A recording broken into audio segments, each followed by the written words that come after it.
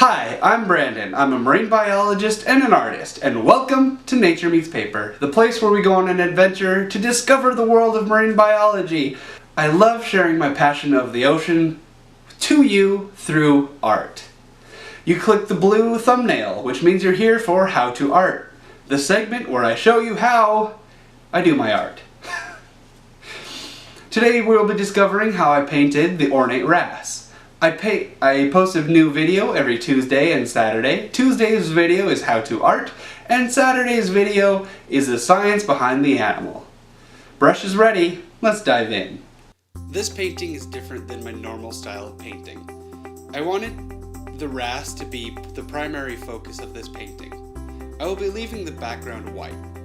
I will also be using tiny details instead of layering my painting.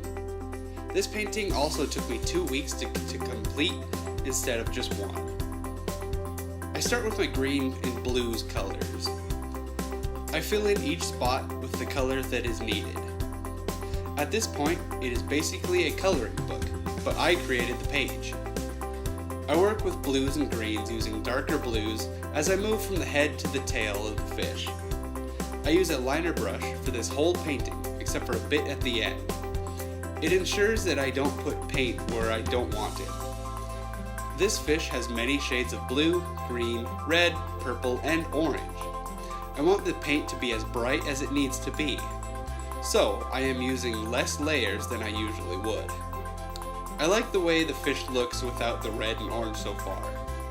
It is a great color combination of teal, light blue, and dark blue. As I paint more details in the fish gets darker and darker. This still follows my rule of painting from mid-tones to darks, then finishing off with highlights.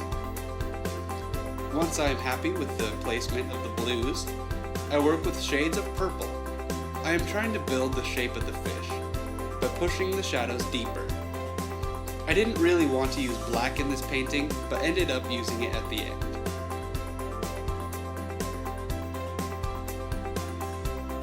Since I am working in such tiny detail, this painting felt like it took forever to get any progress. I'm used to layering my painting and being organic in my strokes. It is more relaxing. This painting, however, took so much concentration and precise movement, it kind of took the fun away of the painting. I love the outcome, don't get me wrong, but the process was just too long. I don't have the patience to do a painting like this every single week.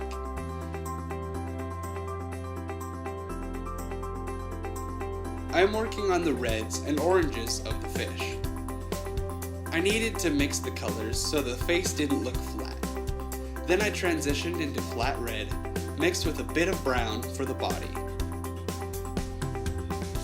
The fun part about this was that I had to fill in the white spaces with red. I still had to be careful, but I didn't have to think about where I was placing color. It was the last thing to fill in. Where with the blues, I had to make sure that the correct sections were colored with the paint that I wanted. It took a lot of thinking and planning, and looking at my reference photos. One thing that I noticed while going over the footage of this painting was that I was resting my hand on the canvas quite often. I need to not do that. I don't want to ruin my painting by accidentally smudging wet paint. Luckily, I let all my layers dry before moving onto the next color. While going through the red colors, I noticed that I missed a few places on the fish that needed to be green. So I went back and fixed these areas. I went back over some of the spots with bright colors again. In doing this, I was cleaning up some of the lines and edges of the painting. It is a nice way to finish a section. I was also trying to darken some of the spots and shadows with dark blue and purple. I felt like these areas were not dark enough for my liking and decided to bite the bullet and use black. I wanted to use it sparingly. I also was able to push tiny details into the painting while using black. Most of the paint was thinned down with water to create the consistency of ink for this whole painting. I wanted the paint to flow nicely and have a maximum control of where it went. Thicker paint is harder to get tiny details. I I didn't use too much water so that the acrylic paint would not stick to the canvas, but just enough to cover easily. I let everything dry completely overnight for this next step. I used glazing medium to add highlights to the top of the fish. I needed to let the viewer know that the light source was coming from above and from the sides. I mixed a tiny drop of white with glazing medium. I didn't want to lose any detail that I had placed, that would be a tragedy. So I glazed the highlights. I also added a tiny bit of purple to the sides to blend everything in. Once that layer was dry, I was able to add the pectoral fins. I don't want this to be all white. I want hints of color to come through the paint. I add some last minute highlights of plain white to certain spots. This fish needs to be lit up like it is in a light tank. A light tank has two sources of light, one on top and one forward facing. The background is also white cloth or paper. These tanks allow photographers to get the most detail on a fish. These tanks are sometimes used for identification purposes in books and online. My fish was not in one of these tanks, but I wanted to paint it as if it were. To elevate my painting and make the background brighter than white, I glaze it with pearlescent paint.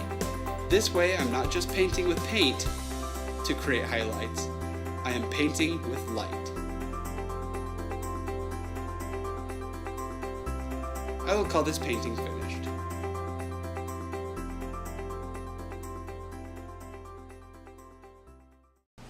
Thank you so much for watching this video. It means so much that you're an active member of this community, whether it's by leaving likes, comments, shares, or subscribing. It all helps this channel grow. If you would like to support me financially, I have merchandise for sale on my website, as well as teespring.com. Links are down below. Happy creating, and God bless.